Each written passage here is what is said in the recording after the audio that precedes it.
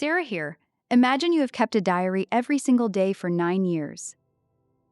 You have written down everything: the great moments of history you witnessed with your own eyes, the meals you ate, the arguments with your spouse, the secrets you were too embarrassed to tell anyone else.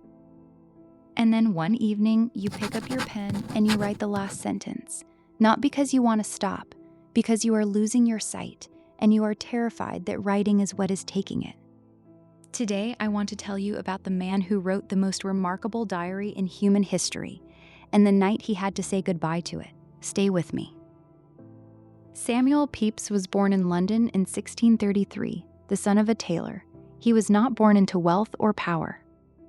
He earned his way up through scholarship, through hard work, through an almost superhuman gift for paying attention, until he became one of the most important naval administrators in England, eventually rising to Chief Secretary of the Admiralty. But that is not what makes him immortal. On January 1st, 1660, Samuel Pepys sat down and began keeping a diary. He was 26 years old. He wrote in a cramped personal shorthand, part code, part abbreviation, that he developed himself, filling page after page in 6 leather-bound volumes. He wrote about everything: his work, his ambitions, his friendships at court, his love of music and theater, his arguments with his wife, Elizabeth, his faith, his fears, his many, many personal failings, which he recorded with a candor that still makes readers blink 350 years later. And then history walked through his door. Pepys witnessed the restoration of King Charles II to the English throne in 1660 and wrote about it with the excitement of a man who could not believe his own luck at being there. He watched the Great Plague of 1665 move through London street by street, killing tens of thousands, and he kept writing. He stood in the streets and watched the Great Fire of London tear through the city in 1666. He even buried his wine and his Parmesan cheese in his garden to save them from the flames, and he kept writing. He was not a king. He was not a general. He was one man with a quill and an extraordinary compulsion to record what he saw. And because of that compulsion, historians today have a first-hand eyewitness account of one of the most turbulent decades in English history, written not in the grand language of official records, but in the plain, funny, heartbreaking voice of someone who was simply living through it. By 1664, Pepys had begun noticing problems with his eyes. He started wearing green-tinted spectacles, an early remedy for eye strain, but the damage kept creeping in. Years of writing by candlelight, bent close to the page, squinting at documents and ledgers in dim offices, had taken a relentless toll. By 1669, he was genuinely frightened. He feared he was going blind. On May 31st, 1669, a perfectly ordinary Tuesday in London, Pepys did his accounts in the morning, visited some friends, walked in the park with Elizabeth in the afternoon, stopped at a pub called the World's End in the evening, and then came home. And he picked up his quill one last time. He wrote that he could not continue, that picking up a pen had become almost more than his eyes could bear. He wrote that if he kept a diary at all from now on, it would have to be dictated to a clerk, and if that was the case, it could no longer contain his secrets.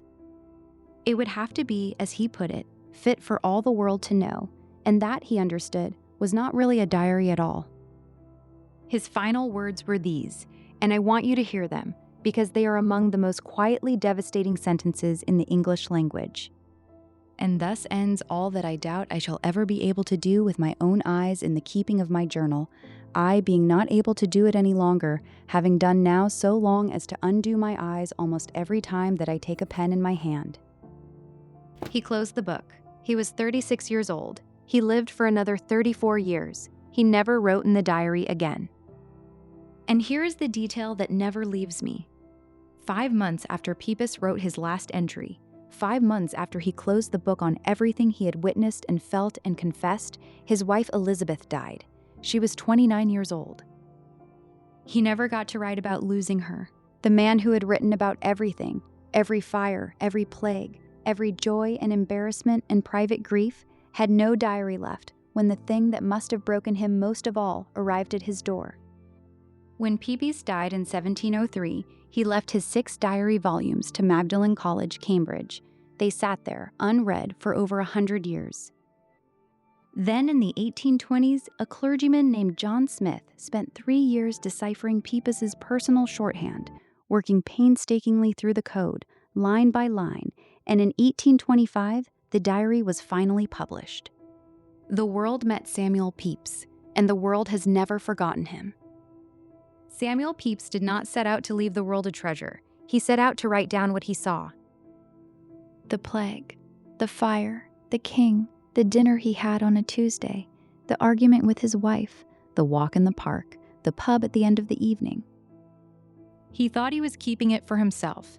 He had no way of knowing that 350 years later, historians would call his diary the most valuable eyewitness account of 17th century England ever written.